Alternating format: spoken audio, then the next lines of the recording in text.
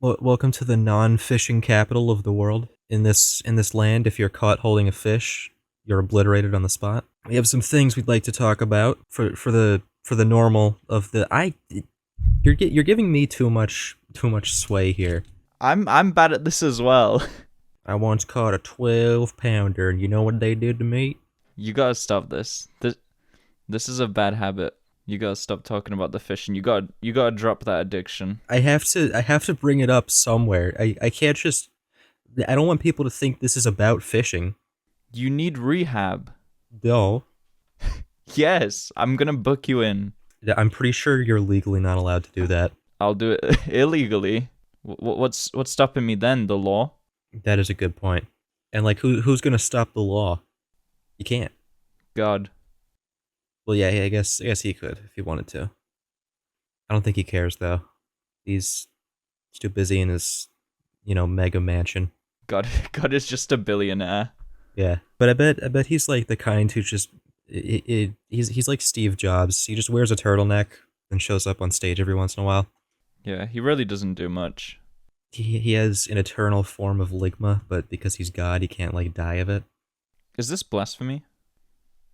Are we offending like multiple people right now? I'm already going to hell. I'll see you there, brother. Hell yeah. Okay.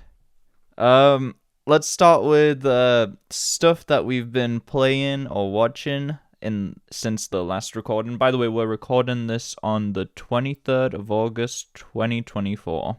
Are you sure? Yeah, I'm sure, unless we're in like different time zones and you're like a day behind. I'm just. Do you really trust the little clock on the bottom right corner of your computer screen? I mean, yeah, who's really been counting the dates since the dawn of mankind? Since the dawn of the earth? It's big clock. They're trying to, they're trying to control what the date is for you. You know, you can start again. I'll just let you start everything this episode. I will put you in these positions of pain. Why would you do this to me? My brain isn't functioning right now. Wait, what do you think? You think mine is? True, you just woke up and I'm putting you through all this. I'm like running on half energy all the time. This is like handing the car keys to a 4-year-old. Oh god, I haven't been doing like anything with my life the past week. The new Fortnite season is out there. It's been pretty good, except for when I die because it puts me in lobbies with real players. Yeah, the like there's like a 1 in 10 chance that you'll actually be put in a match with actual people, and when that happens, it's not nice. It's not pleasant. They give you all this time to practice against the stupidest AI ever, and then you think, "Oh, I'm really good at this game," and then they put you up against one real human player, and because your guard is down, they kick your ass. So today, after about a week or so, I have beat the main story of the Lego Skywalker saga, which I don't really have many thoughts on that. That's not my point. Pretty based, all things considered. It is, yeah, it's a good game. Just not much to say about it. It's Lego. It's superior to like any Lego game in the past like decade, but it's just Lego. But I have just started Alan Wake Remastered, Oh man, which I know you haven't beat it, right? But I no, think I you have. played a bit of it. I haven't. I Oh, haven't, you beat I it. haven't played the DLC or the second game, or Ah, the game that takes place between the DLC and the second game. is that Control? I haven't played the second game because I was like, oh well, I'm gonna wait until they give in and make a physical copy, but also I want to play Control first. I can't wait to play the second one. Me too. But back to Alan Wake 1. I've only played 2-3 hours of it, but it's very good. I like the concept. I love the setting, like in the mountainous region in America. Like I like that. You know why that is, right? Why? It's very thinly veiled inspiration from Twin Peaks, like all media in that Yeah, place. I've heard that. Yeah. That's the same reason shows like Gravity Falls are set in that region. It's just a cool it's a cool setting. Yeah. Like so it's isolated. It's got beautiful views. It's just such a cool setting. It's like, the one part of our country that hasn't been super industrialized, Yeah. which means ghosts. So Alan Wake, I'll update us next time. Next time we record, once I've beat the game, on my thoughts. But currently, really enjoying it. I did have to switch from normal difficulty to easy because I didn't expect the game to be that hard. Maybe I'm just bad. It's brutal. They throw so many enemies at you at once. And once you kill that round of enemies, they throw another wave of enemies at you immediately. It helps that there's a lot of checkpoints. I feel like if there wasn't checkpoints as frequently as there are, I would have just given up. But you know what I keep doing? I see the checkpoint, but then there's like people chasing me. They are so much faster than you. You cannot run away from them. You are just forced to fight. Yeah. The difficulty is a problem, but I think it'll be better on easy. I'm a coward. It's okay. It's okay. I play things on easy too. Yeah, you get it. There is something I've been doing recently. I just remembered. Mm-hmm. I picked back up Minecraft on the Switch that I paid $15 for. I was like, maybe I should give the current content a try instead of just bitching about it. And you know what? I still don't like it. I was having fun for a while. I built this really nice base, which I was going to talk about that later. It's one of the points. I built this huge base, got a nice house that's been blown up twice because creepers just spawn against my will. And I was like, okay, it's time to start mining. And at this point I was like really confident, I was like, this is the most fun I've had in this game in a long time. This is maybe the spark is back. So I dig all the way down to the basalt layer, whatever it's called, and I sink directly into an ancient city. And oh my god, I die about 15 times to a warden. Not even like I'm just minding my own business. Like I'm crouching. I'm not getting all up in its face. It just kills you. I hate it. Whose idea was this? I love the warden. It just creates so much tension that the game never really had before. Like once you got like a certain level of equipment, like weapons, armor, you were good against pretty much anything. And now there's like an actual like scary common mob that even with diamond armor, even with netherite, you have to watch your step. You have to think about what you're doing. I love it. There is one thing that if they changed, I would be fully on board for the warden concept. Mm-hmm. I just take away the stupid status effect where like if you get within a mile of it, your entire screen turns dark. I can't like if I could just sneak around it while I can actually see it, that'll be a lot more scary. But instead you just cover my entire screen and tell me to deal with it.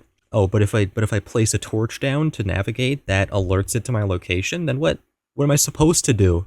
There's pros and cons to that effect, I think. Yeah. It can be good, but yeah, I get your point as well. Yeah. I've been playing on like a relatively normal difficulty. I don't have keep inventory on. I'm trying to like prove to myself that I can be good at Minecraft, and it's not working at all. Every time some minor inconvenience comes up, I get trapped in that loop of like dropping all my shit, and then I go and run back all to my shit, and then something else kills me on the way home. Yeah.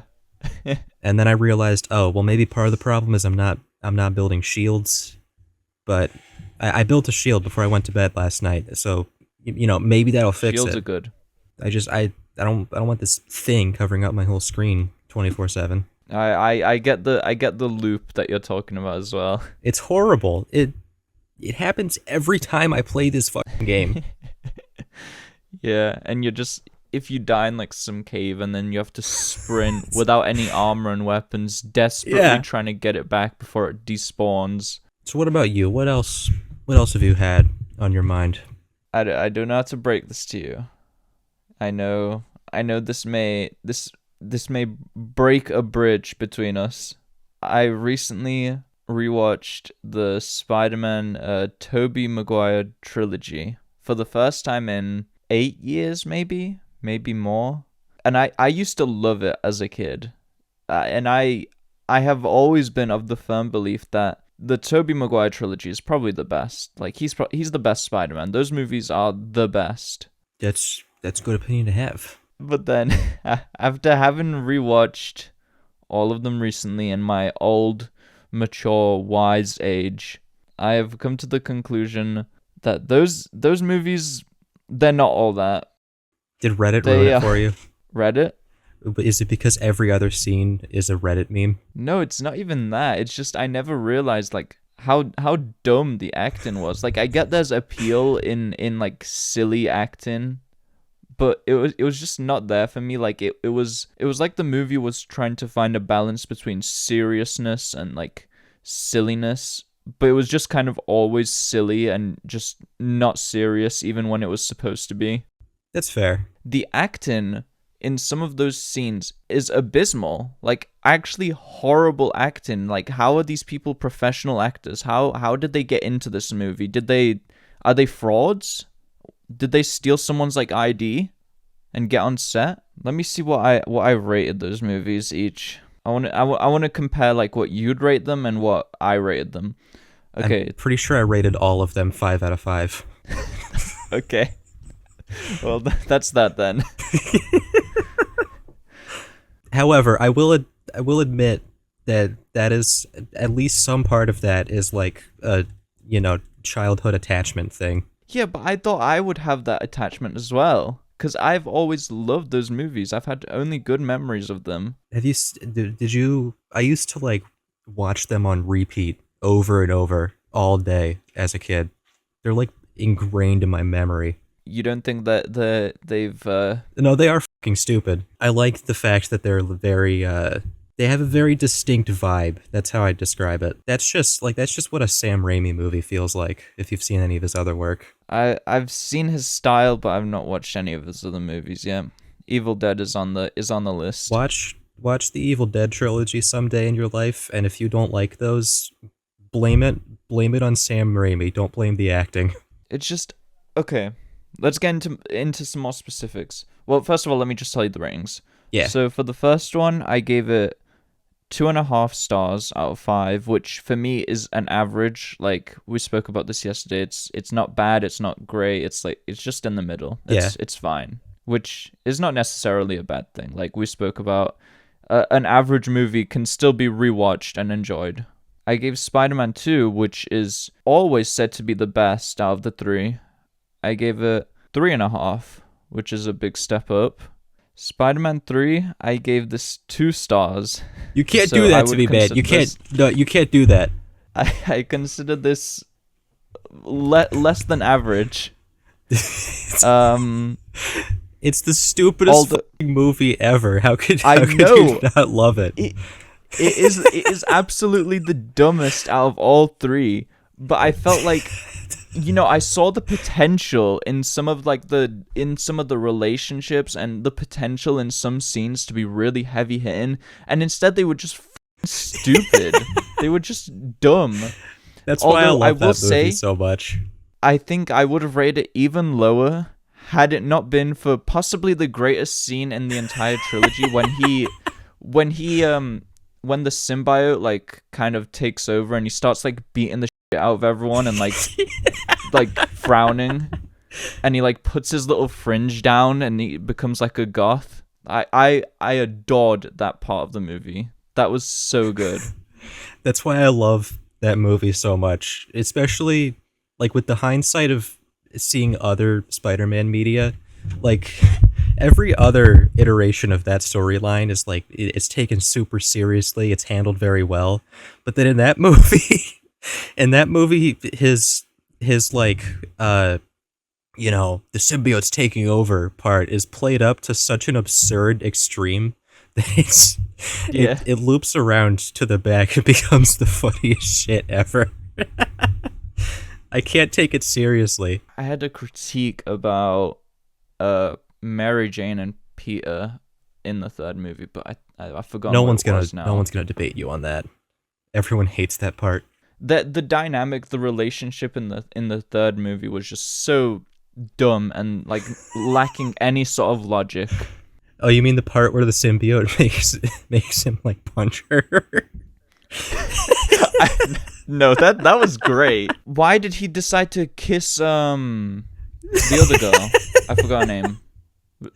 Was it Gwen? Yeah.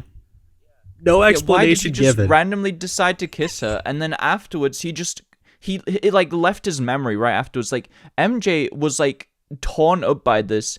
He just forgot that it happened. It doesn't exist. Like he did not just like kiss another woman in front of her. For no reason. There was no reason for him to say like, "Oh, plant a kiss on my lips right now in front of everyone. They'll love it." Was that I forget? Was that before or after? He didn't have the symbiote yet, right? No, he didn't. That's the thing. That's also baffling. You would think it's when he has the symbiote, he decides to like he decides to cheat, I guess. But no, he's up on stage hanging upside down, and it's like, yeah, kiss me. They'll love it. You know what I bet it was? I bet in like an earlier draft of the script, that scene took place after he gets the symbiote, but then shit got shuffled around and it got pushed to earlier in the movie, and no one noticed how out of place it seems that early in the movie. Yeah, that would make sense. It doesn't it lacks any sort of logic. Oh my god, I don't know if I want to bring this up. Maybe you won't judge me as harshly as like other people would. Apart from the Spider-Verse movies with Miles Morales, Yeah. I would say The Amazing Spider-Man 1 is my favorite Spider-Man movie, without a doubt. That's a reasonable take. That's a good movie. Okay. My only issue with that movie is just that every time while I watch it, I have to live with the knowledge that it's going to be followed up by a really bad movie and then a cancellation of the trilogy. Yeah, I didn't like Amazing Spider-Man 2 at all, really. If we lived in a timeline where the second movie was good, I think more people would consider that first movie to be like a favorite. Like, you've seen those tier lists that people do online, like ranking all of the Spider-Man movies. The Amazing Spider-Man is normally last or second to last in every single list. They always put Far From Home lower than it, which I think is stupid because I love that movie and I understand why people hate it so much. Everything that's not Amazing Spider-Man 2 at like a C at lowest. I mean, I'm not a huge fan of the MCU movies at all.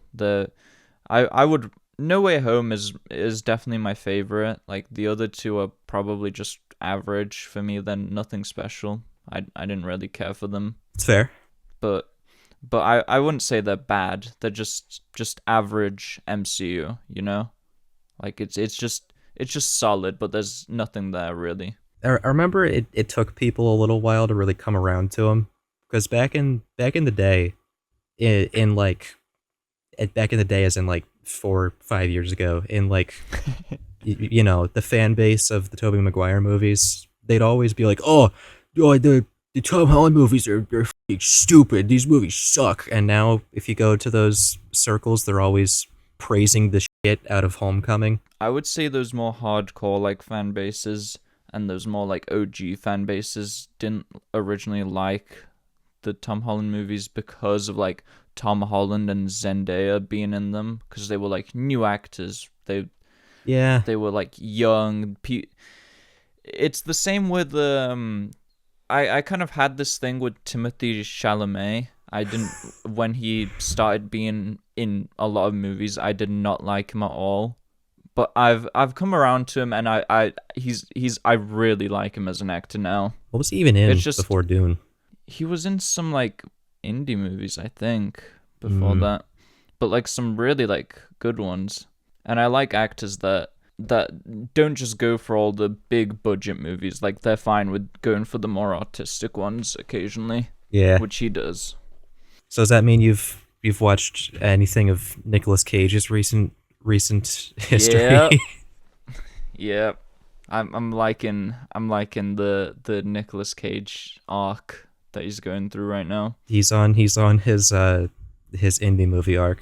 Okay, while we're on the topic of Spider-Man, I I wanted to take this moment to apologize to you For what? because me and you have had some conversations uh previously um with you saying Spider-Man 2018 the game is like one of your favorites. Like it's up there for you, right? Of course. And for me, I have always said it's average at best, really. Like I've always said it has a good story, but not much else going for it. But I guess I've just been on this like Spider-Man binge lately, and I did replay Spider-Man 2018. I have not played it in a few years, and I have changed my mind on that game. It's It's peak. it's I still stand by the gameplay not being like it could have been way better What? in so many aspects. Okay, explain to me what you would add to the gameplay. How you would fix it. Generally throughout the game, while you're playing through the story, you'll do like some side missions on the side and like fight a few crimes, and it all feels natural, it all flows. Mm-hmm. But once the main story ends, they drop you back into the open world, but then there's like nothing really to do. Okay. Like the crimes are just the same you have been doing. There's absolutely nothing else to like. There's nothing to explore. Obviously, only a handful of side missions, and after that, it's just the same.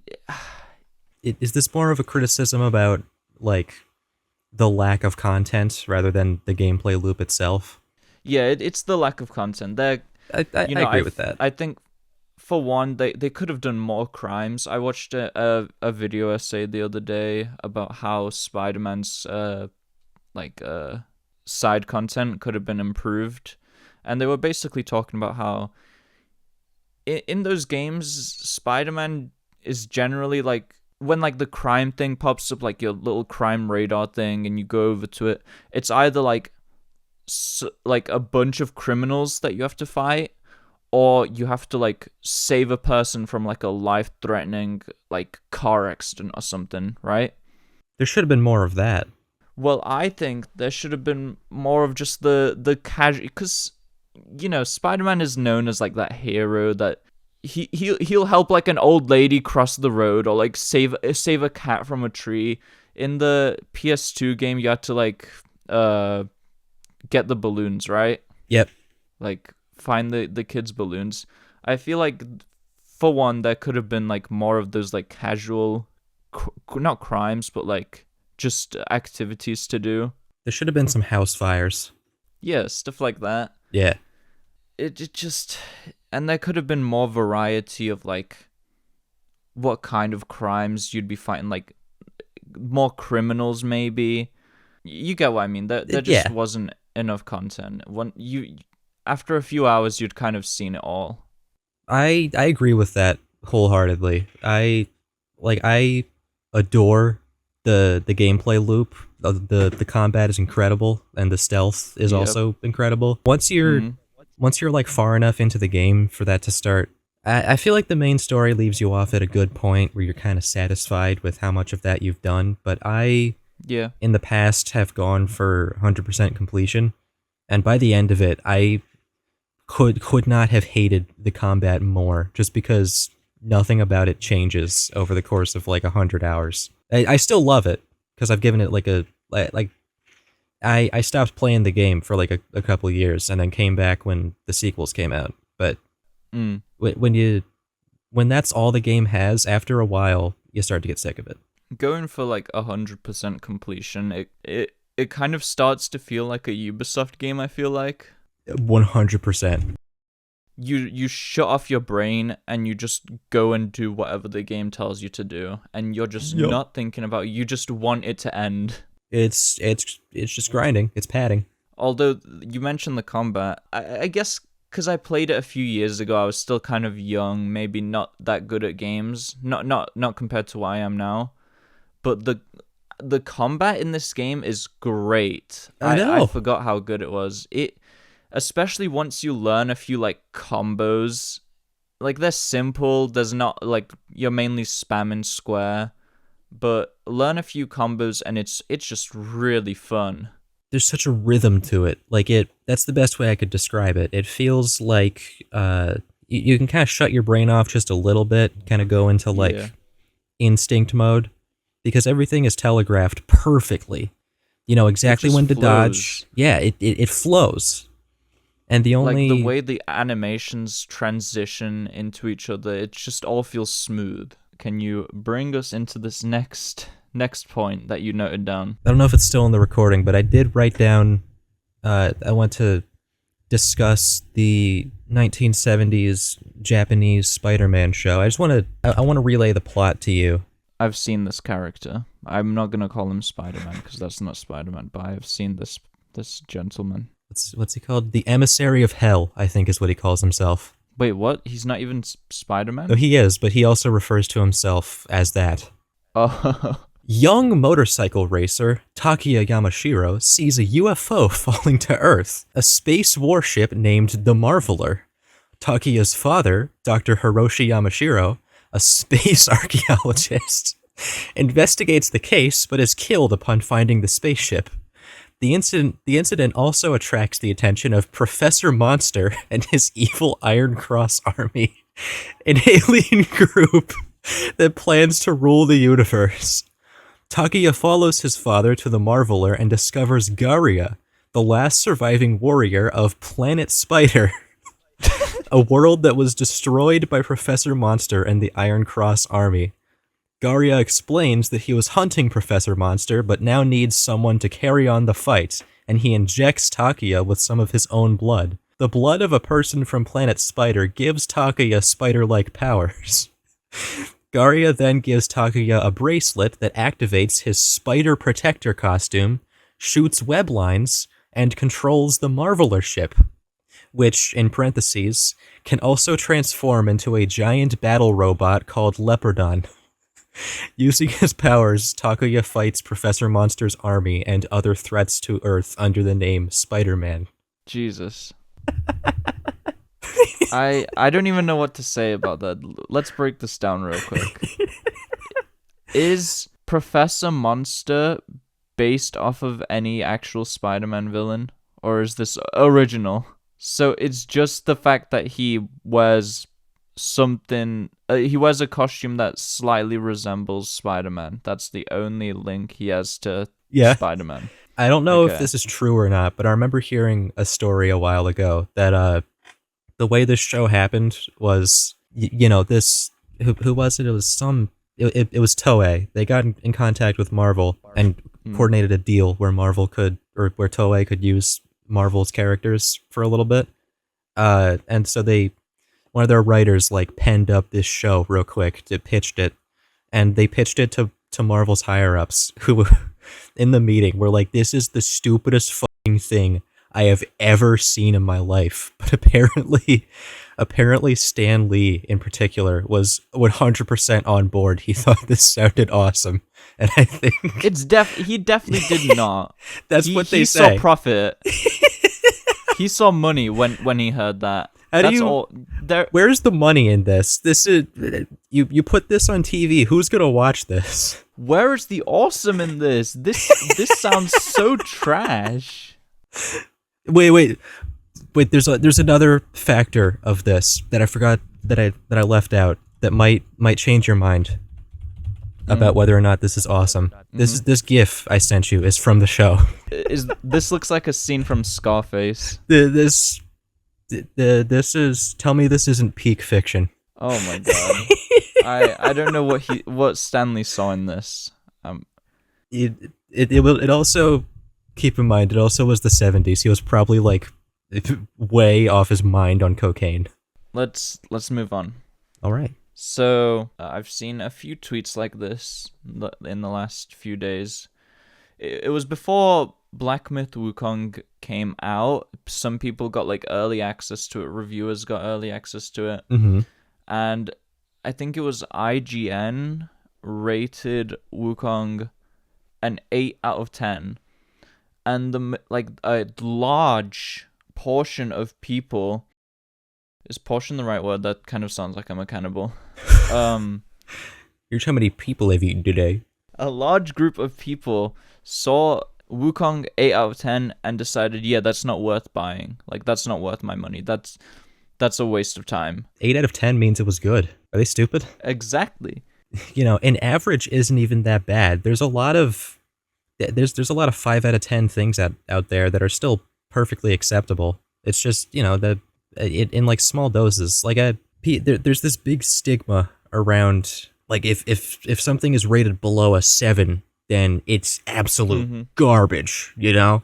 Yeah, I would rate like a lot of the newer like Assassin's Creed games a 5 out of 10, maybe a 6 out of 10. Yeah. And they're objectively not the best. They're just slop. But in small doses, yeah, you can enjoy that slop. Yeah, like I will occasionally play Assassin's Creed and have a good time for a few days. a 5 out of 10 is just the media equivalent of like a Big Mac from McDonald's. Or a 6 out of 10 is like, okay, it's not that good, but it has its moments. 7 is it's just really good, but there's a couple flaws. Yeah. 8 is well goddamn. Yeah. All right, so courtesy of r/would you rather, top controversial. Would you rather have to fight a gorilla once a year, or 3 roosters every single time you get in your car? Okay, first of all, what was why was this top controversial? I don't know. It was nestled between posts about like, oh, would you rather get killed by this thing or killed by this thing, or would you rather you know, this minority not have rights or this minority? Like it was all fucked up shit, and then just in the middle, do you want to fight a gorilla? I mean, I guess they just took this as animal abuse. Even though the gorilla would probably be the one abusing you. So, I think I mentioned earlier, I'm pretty sure they did this question on Chuckle Sandwich, or at least a version of it. And one of their main questions that they had that I feel is important to bring up is, do you think the gorilla comes on like a specific date, or do you just not know what day of the year the gorilla's coming? So this is like, how much prep time does Batman get? How much prep time do you get to fight the gorilla? If it's at random, it could be like you fight the gorilla on New Year's Eve one year and New Year's Day the next. I would say it's a set date though. You know, a year is 365 days, right? Yep. It's not saying like every year and a half, right? So set date. So we're establishing this right here. The gorilla comes on a specific day. What do you do? If you pick the gorilla, what do you do to prepare for it then? What are the rules to fighting it? Can you bring a gun? I'm gonna pull up the post. Are you allowed to kill it? I'm gonna see if they specified that. Hold on. Okay, once a year for 25 years, you have to fight a gorilla. This is an average female gorilla, about 175 pounds, and you will know the date, time, and place every year that you will fight her. You can use basic weapons that are not sharpened. So yes, you can use a baseball bat, So but like a no, bat. you cannot use a spear. It is a fight to the death. Or, for the rest of your life, every time you get into your car, 3 of the biggest, meanest roosters will randomly spawn on or near you with the intent of killing you and whatever else is in the car with you. These are 10 pounds thigh game roosters, and this is every single time, regardless of how many times you have to get in your car. So if you get in, fight them off, but forget your keys and have to go back outside of your car, you'll have to kill them again. Another way of phrasing the question, would you rather die or not drive anymore? Okay, well, I've already kind of ignored the gorilla thing. I think it would be dumb to pick that. I'm confident in this. If I'm allowed basic weapons, then that implies I can have like a little pistol. I just need a couple of well-placed headshots, and that gorilla's going down, theoretically. But is that a basic weapon? When I think basic weapon, I think like a little pullback pistol, a little That one? Yeah, but if they're not allowing like sharp objects, surely they're not allowing firearms Well, I'm of not any sort. sharpening the bullets. The bullets will go through the gorilla though. They Okay. won't just cause like a bruise. Okay, so for the roosters, it does specify my car. So what if I just have someone else drive me every day? What if, what if you start doing Uber and then, like, you know, whoever's in charge of this changes the rules. So one day you hop in your Uber for the day and 3 roosters just murder the guy driving your car. Who would be overseeing this whole challenge? Is it God or is it like the guy that made the post on Reddit? Who's spawning them in? Well, it has to be some kind of higher power causing this to happen, right? Because yeah, there's rules, right? Yeah. You can't just do whatever you want. Like there's someone supervising this. Like if this was just nature, it would happen once. So are we going by the logic that it's like a higher power or it's the the Reddit user? I feel like it has to be a higher power of some kind. Like this is God plucks you out of wherever you are and is like, "All right, I'm going to give you an ultimatum. Would you rather?" Okay, and let's get even deeper into this. What if you do break the rules? What if you do bring a spear to the gorilla fight? What happens? Maybe it just like shatters. It just turns into dust Breath in of the front Wild. of you. Yeah. You do the little motion Link does where you like reach behind your back and you're like, "Oh shit." Yeah.